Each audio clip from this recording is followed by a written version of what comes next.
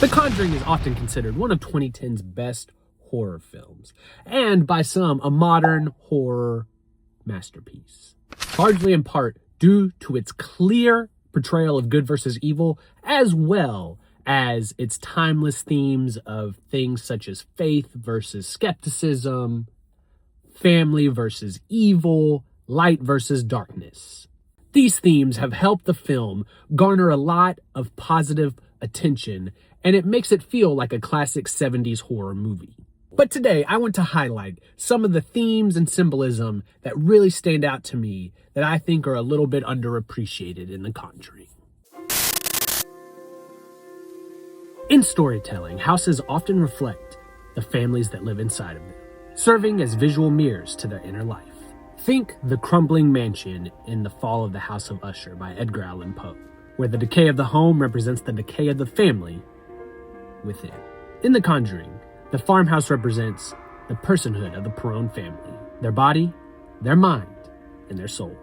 The exterior of the home is the body. At first, it looks fine, ordinary, even inviting, but then birds begin to crash into it, dying. That represents the body under attack, the physical trauma the family endures, from the unseen hands grabbing the daughters as they sleep to the bruises on Caroline's skin. The interior rooms of the home represent their minds. These are places of memory, thought, and intimacy.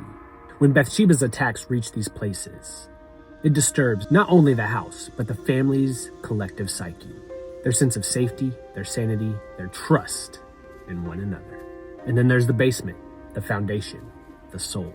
It's buried, it's dark, it's neglected, and it's also where the demon takes full form. Through the exorcism, the evil reveals itself. It's where the spiritual rot must fully be confronted.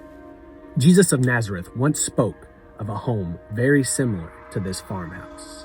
He said an unclean spirit, once cast out, returned to find the house swept clean and put in order, but empty. So it brought back 7 more spirits, even worse than before. That's the Perron's farmhouse, a home swept, sold, and filled with new occupants, but spiritually vacant. A spiritual house waiting for something to move in, and Bathsheba did. The mother figure has always been one of storytelling's most sacred archetypes, a symbol of protection, nurture, and the giver of life.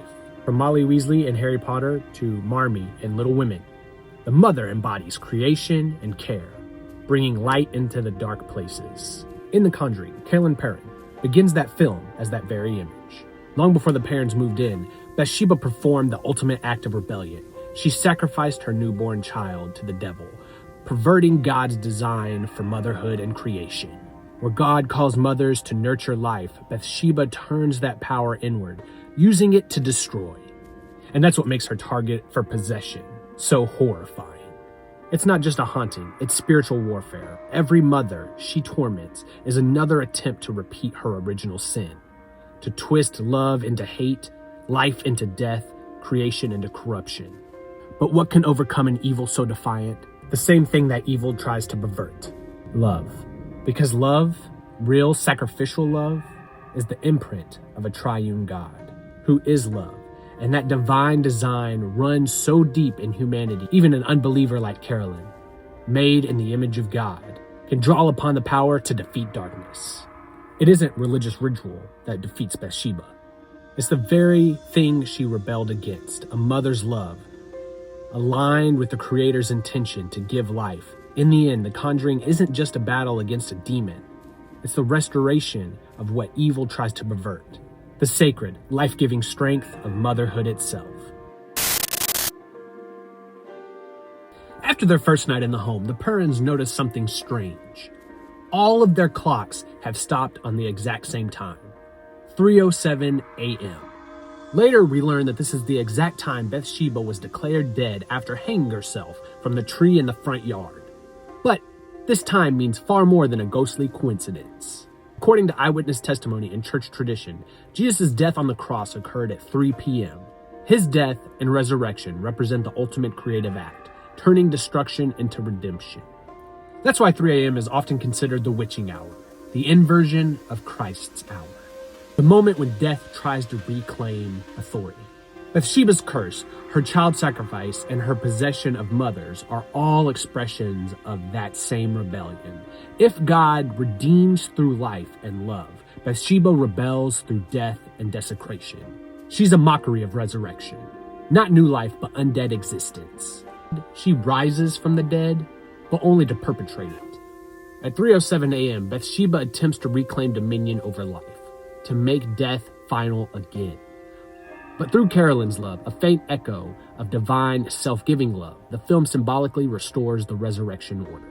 The 307 attacks become a miniature version of the fall, and Carolyn's victory a miniature resurrection. Each act of possession and exorcism reenact the cosmic story. Death's claim and God's eternal answer, life. These are just a few of the themes and symbolism that really jumped out to me and kind of tie the whole movie together. Are there any favorite themes that you have from this Conjuring film or the Conjuring universe as a whole? Let me know in the comments. See you next time.